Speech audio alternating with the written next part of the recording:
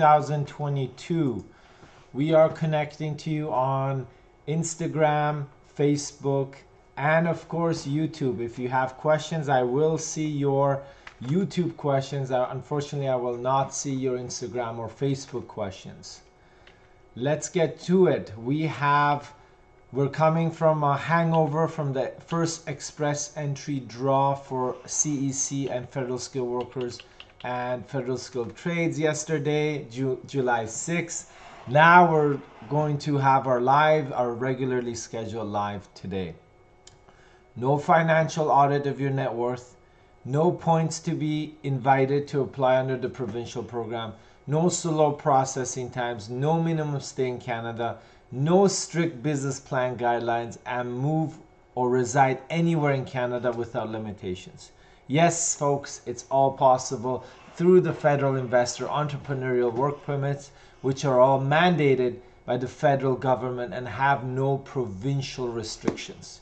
You can be eligible in running or starting your business inside Canada in less than 6 months.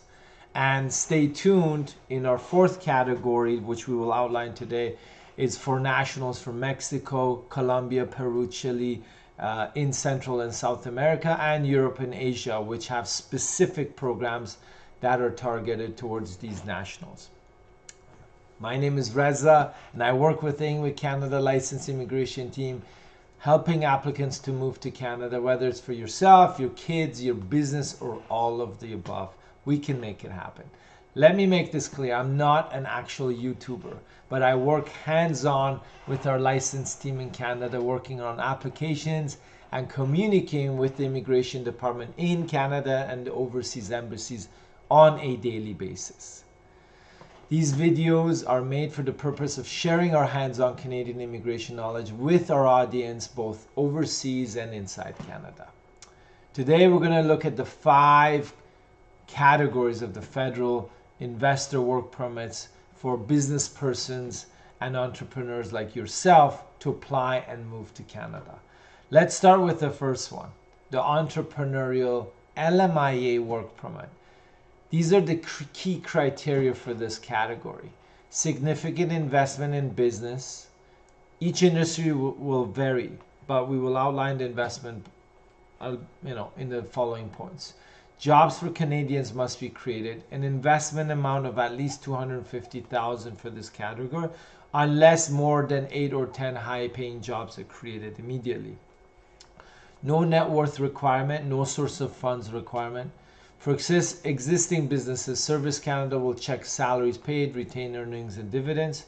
For new businesses, that attestation by a CPA, like a chartered public accountant, will be accepted. Where the owner has 100% of the shares, depositing as much cash as possible into the company bank account is advisable to prove to the government of the genuine intentions you have as an investor / entrepreneur. Funds for investments must be committed before we file for the LMIA, could include a significant deposit and mandatory payments over time. Immediate points for your express entry profile of up to 200 points would be possible if the business is big enough, and that would allow you to receive a PR in less than 12 months. LMI advertising is required as of March 31st, 2021 onwards for this investor category.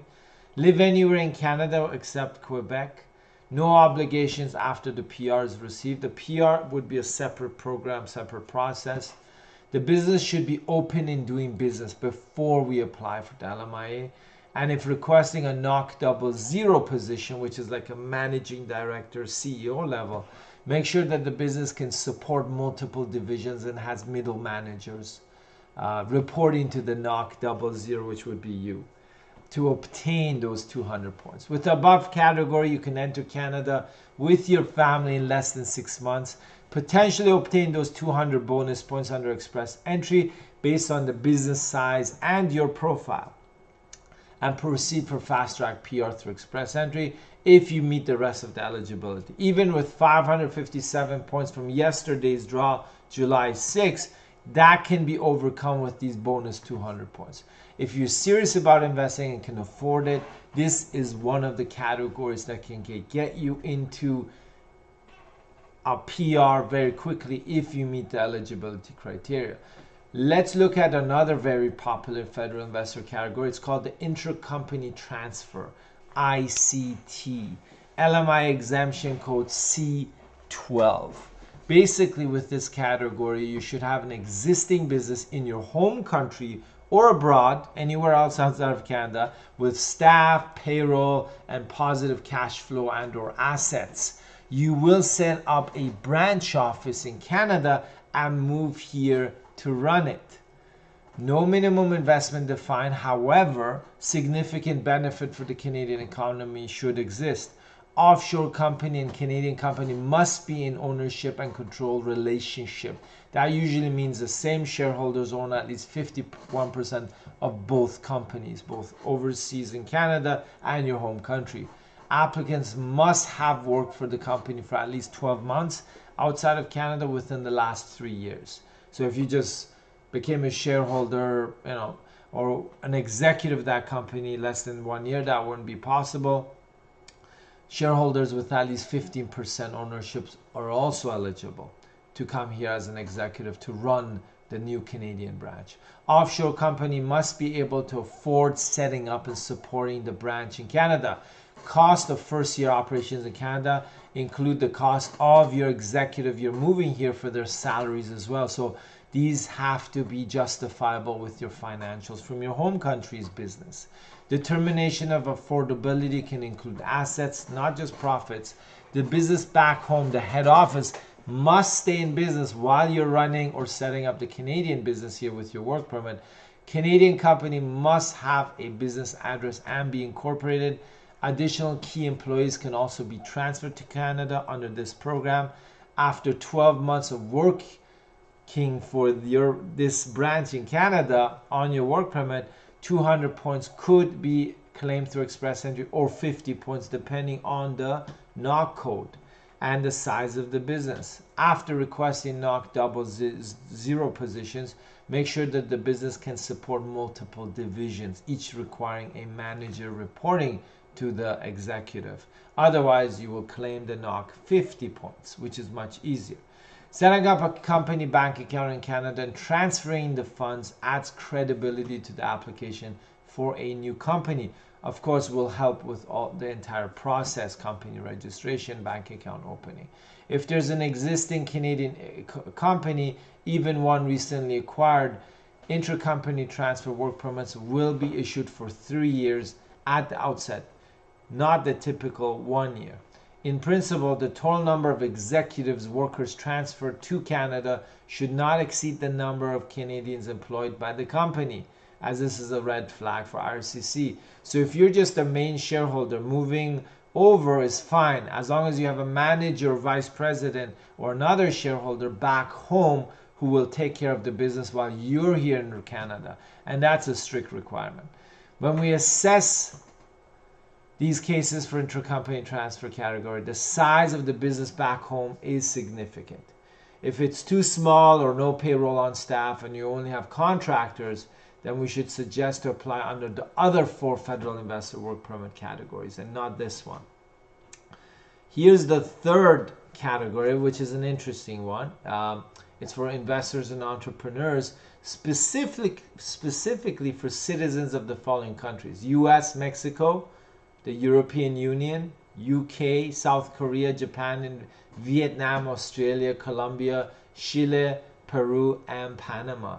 These are called treaty investors based on the free trade agreements signed between the 2 governments, so Canada and your home country, if you're from one of these countries I just mentioned.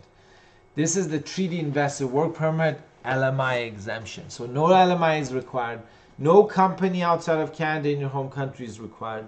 Minimum investment of at least $250, approximately $1,000 Canadian would be requested to show significant benefit, unless you're from an industry where $250 is a lot. Like if you wanted to start an ice cream shop, obviously the investment would be lower. So it's relative to the industry. Must show source of funds.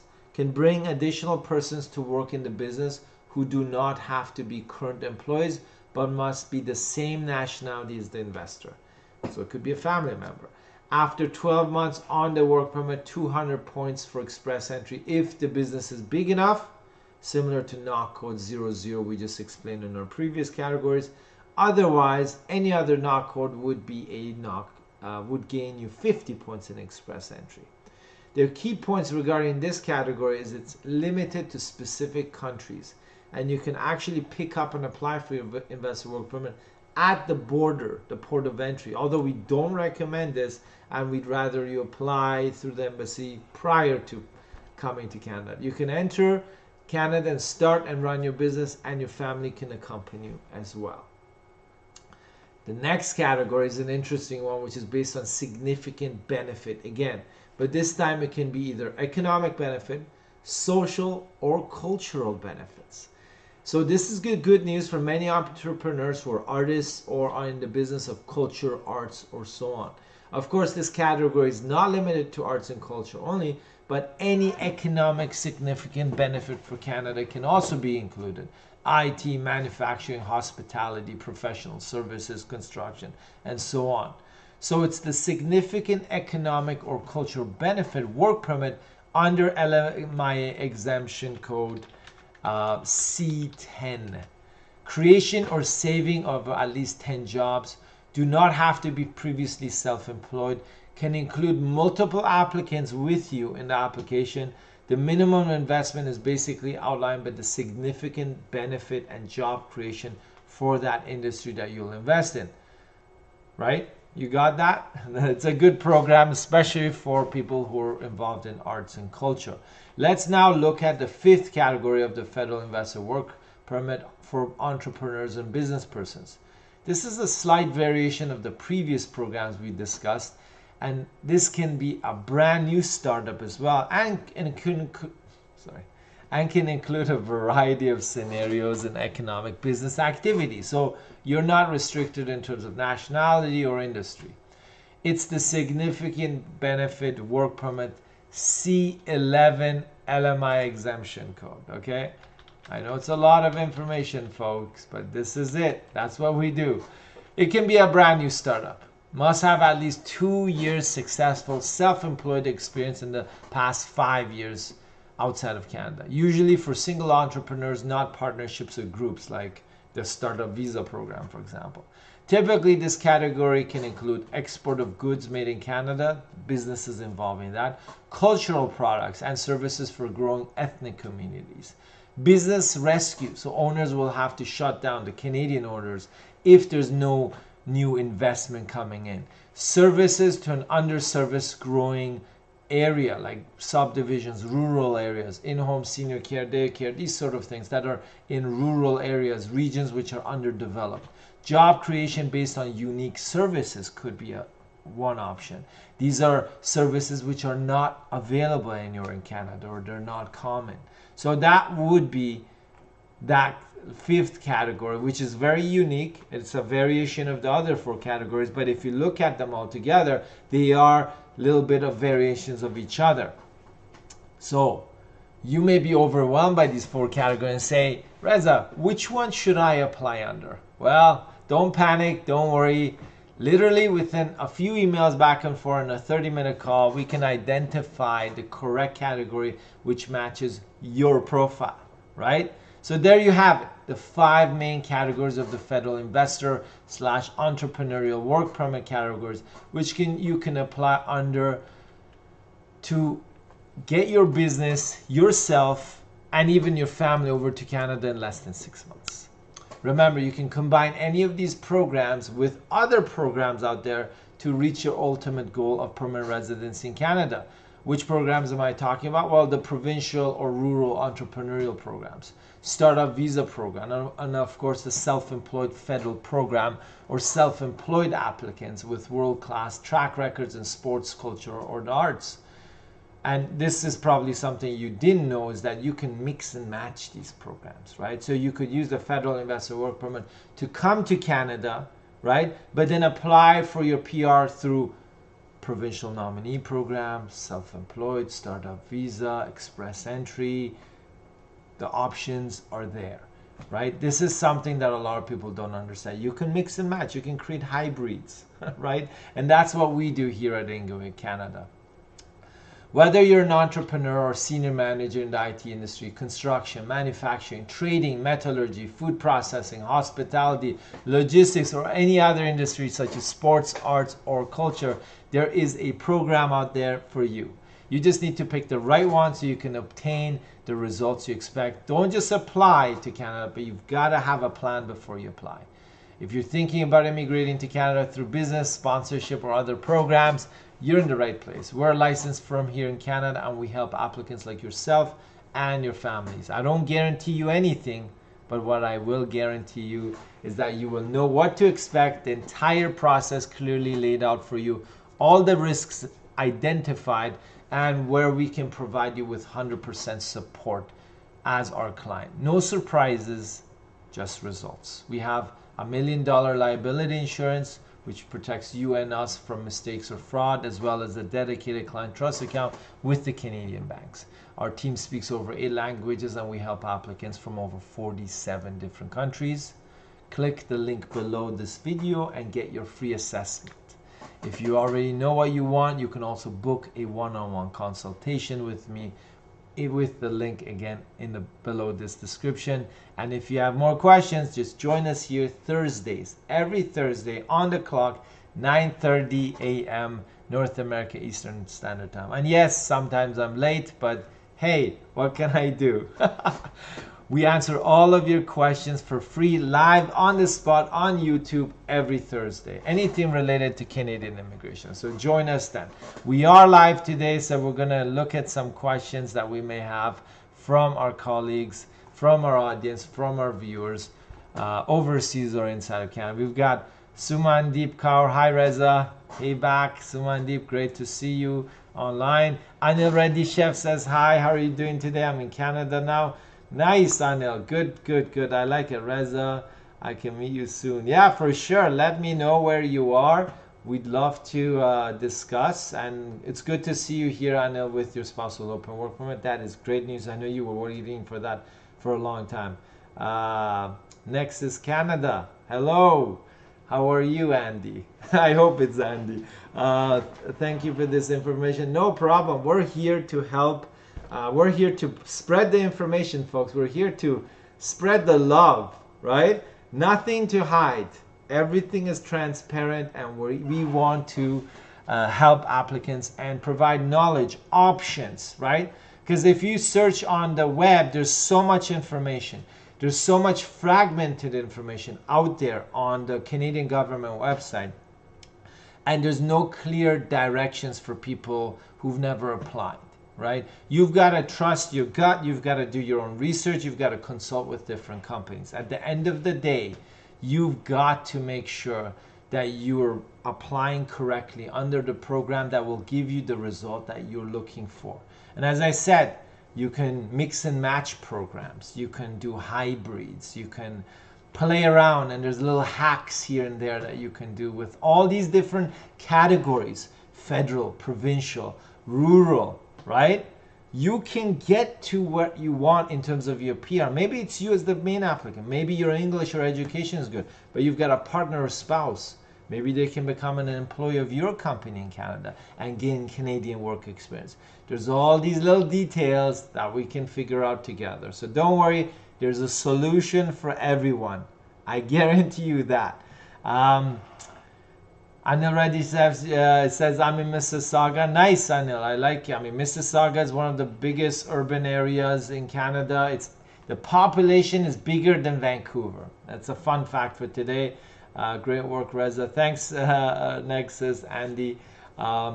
Saladin says, hi. If there are any questions, just post them. I won't be able to see your Facebook or Instagram questions because I'm using a streaming service that, I only see the YouTube ones, but that's fine. Thank you for joining us today. And if you're just joining us for the first time or you've never watched us before, we are here every Thursday. Even if there's nobody around, or if there is, we're here every Thursday like clockwork. I'm talking about Christmas time, holidays. We won't miss it. We're here to answer your questions, right? Any questions? Study permits, work permits, family sponsorships, express entry, spousal open work permits, PGWPs, visitor records, restorations, you name it. We can discuss it. We can explain, we can answer your questions depending on the information you provide from us. So Salah Dean says, I want to know why Canada is delaying issuing visitor visas. Yes, Salah, you're 100% right. I've seen applicants who've applied 2 or 3 times and withdrawn over 8 months, over a year, some over 6 months, depending on your region, right?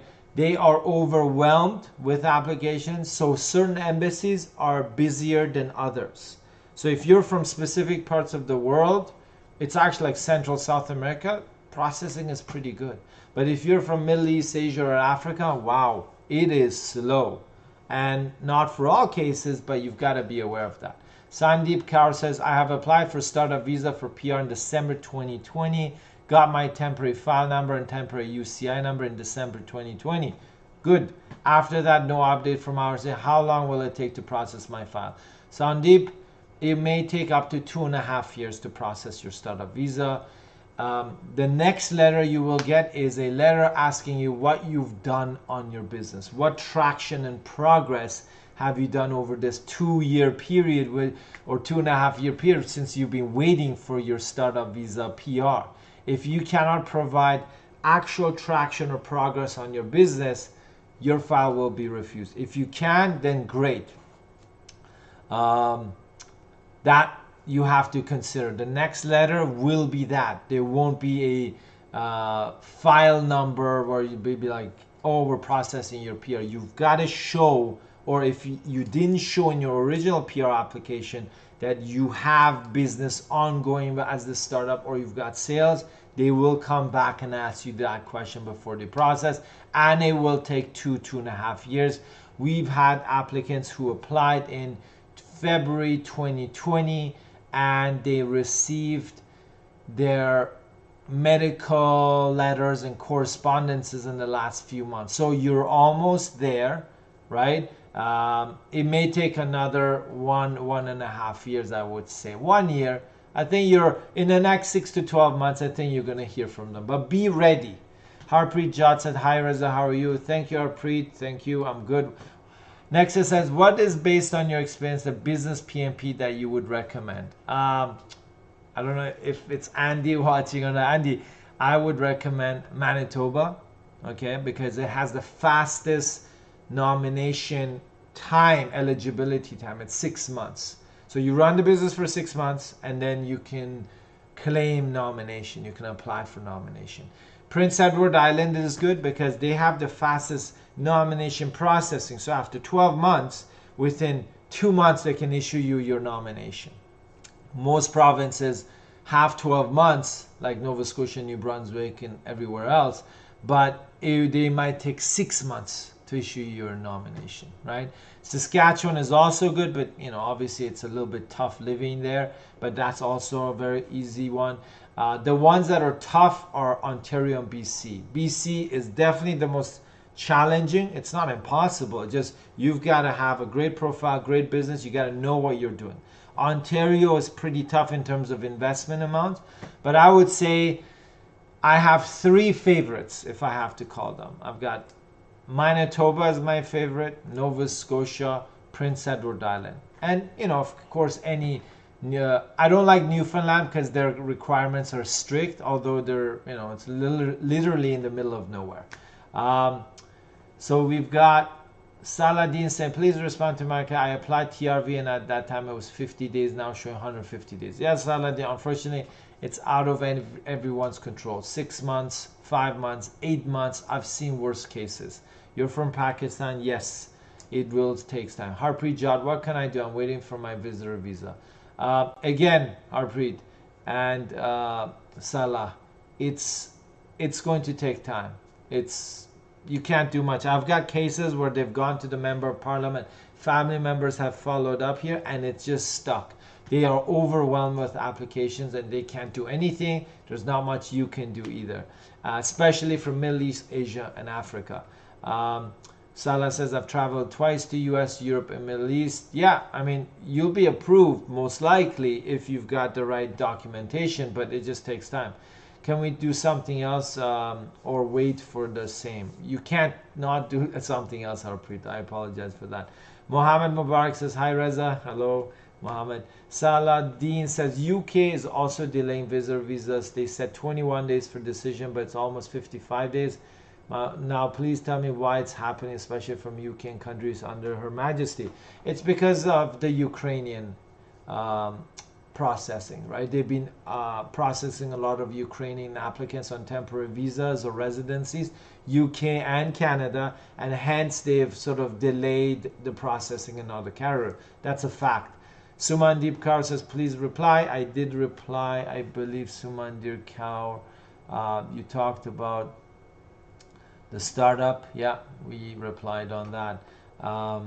Nexus says Manitoba PEI NS, great info, no problem. Andy, it depends on the profile of the applicant. So you can't just say, oh, these are the best ones. If you've got an applicant who's got a daughter or son or immediate family in another province, maybe studying or living, Manitoba will refuse, PEI will refuse, Nova Scotia will refuse, right? If they got a brother or sister or immediate family members, spouse, children in Toronto or Vancouver, you got to stick to that area, right? And as I said, if you're not doing provincial, let's do federal. Or you could do both, federal and then provincial. Remember, in BC, you cannot own the business before you cannot start or own the business before they invite you and you're approved for a work permit. But in Ontario, you can. So we can combine the federal and the provincial here. And if you're looking for businesses for sale, real businesses that are profitable but that are legitimate, we've got a good network of that as well. Geo Canada says, can I apply for super visa and leave in Canada, please? Yeah, I mean, you can apply for a super visa, but it depends. Are you talking about your parents or yourself? Saladin, your way of response is quite inspiring. Saladin, no worries, Saladin. Yeah, I mean, there's only so much we know. I mean, there's no single immigration person in Canada or outside that can say, oh, I know everything. I can talk to the Prime Minister, the immigration minister, and this is what's happening. We just have to take bits and pieces here and there from conferences, news, other information from other immigration firms, actual processing of applications that have been done. So realizing what's actually going on, right? So that network. So it's all about sharing information. And that's why we do this YouTube live. We don't want to hold anything back. We want to be fully transparent. We have to share the information because I'll tell you this, these are two facts that nobody can dispute. A, with the IRCC, Immigration Canada, you are guilty until proven innocent, depending on the country you're applying from, by the way. Okay, that's a fact. Okay, that's a fact. The second point is that you have to share information amongst ourselves. Why? Because the government, IRCC, they're depending on us not sharing information. So they'll refuse you, they'll ask for some additional information for you, they'll do a mistake on your application, they'll process this person, and it's all fragmented, right? It's not published. It's not, that information isn't out there provided by the government. Oh yeah, we screwed up on this application, or we're processing this nationality much faster, or we're doing this or that, right? At the end of the day, we have to share the information amongst ourselves in order to understand what they're doing, because they don't even understand what they're doing internally. But based on all this fragmented information that's coming out there, we have to figure out what are they doing. Anyways, I don't want to sound like a conspiracy theory channel, so we'll just skip that. Sumandeep says, thank you so much, no problem. Mohammed Mubarak says, what about the express entry FSW 527 points? Is it good for the next draw or not? Mohammed, we did a live yesterday, a special live for the express entry. Take a look at it. It was the express entry draw, the first one besides the provincial nomination program that allowed all categories to apply. 527 is high. I believe it was 557, wasn't it, folks? I don't know, I could be mistaken. But we have a different, we did the live yesterday, and we expect high amount of minimum threshold points for express entry over the next few months. So if you're below 500 right now, you really don't have a chance in the next few draws. We have to wait until the end of this year to see. Geo Canada said, I'm in Canada on a tourist visa. Can I apply for a super visa without leaving Canada? Please tell me. Technically, you need to be outside of Canada for a super visa. You can apply and then leave. It is possible. So true in that comment about IRCC. Yeah, Andy, it is. You're guilty until you're proven innocent, and it's all fragmented. They depend on us not talking to each other.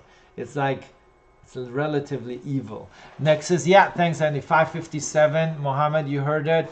We've got another immigration, licensed immigration expert on our channel today. We should do a joint thing, but I know you guys have like a YouTube influencer, so you don't need my YouTube channel.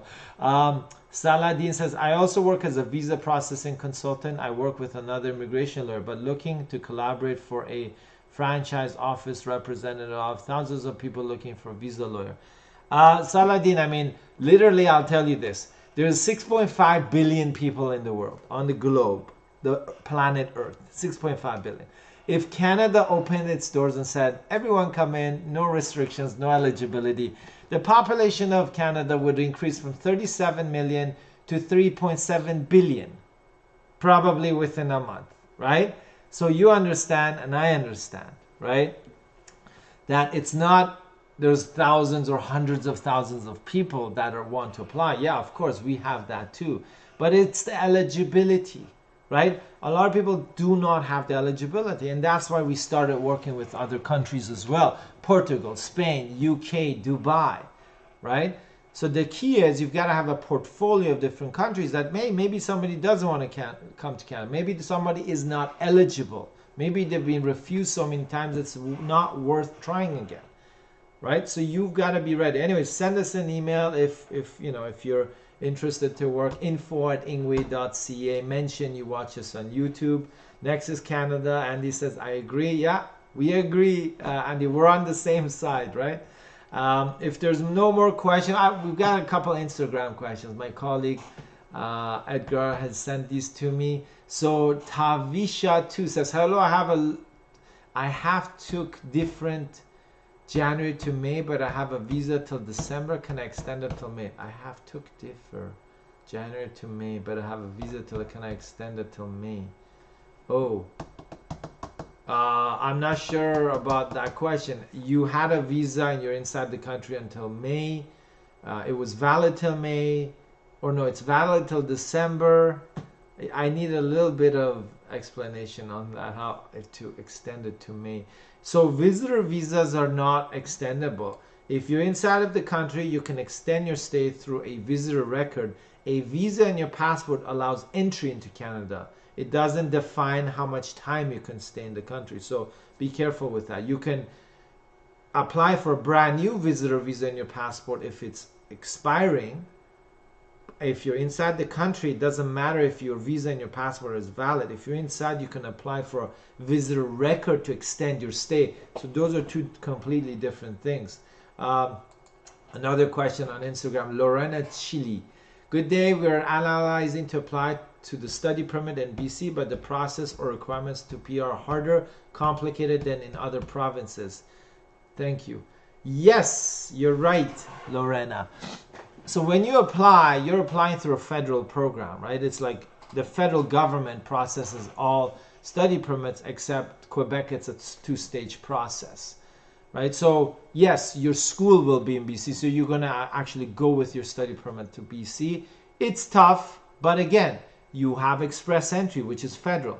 You have provincial, BC. It's tough, it's not impossible. There's ways you can get around it. And the key is, Lorena, and this is what I always say in my videos, is apply with a plan. Don't just apply and come to Canada and then say, I'm going to figure this out later, right? That's like climbing up Mount Everest and not having water and a sandwich when you reach there, right? Same thing. You go, you spend all this money on a study permit. You go all this way. you spend a year or 2 or 3, and then you're like, how can I get my PR? No, you've got to reverse engineer it. You've got to study and have a blueprint for immigration before you go to Canada as a student, worker, investor, or whatever it is.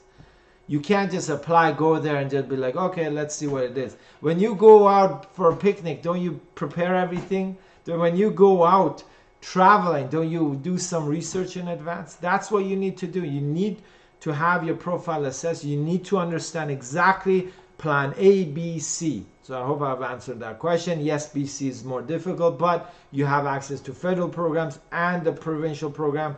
It's more difficult. It's not impossible. And if you're considering going to another province, the #1 easiest province for international students is Saskatchewan, and it's probably the least liked province. And then it's the Atlantic provinces, right? So be careful with that. We got some other questions. Saladin, you're right, but I want someone who represents their case genuinely. We can, Salah, but again, I can't promise you everything for the applicants you have. Maybe 90% I would say no. I'm like, we don't take on all cases. We take on genuine, eligible cases. Just taking on cases to get some money is not the way we do things.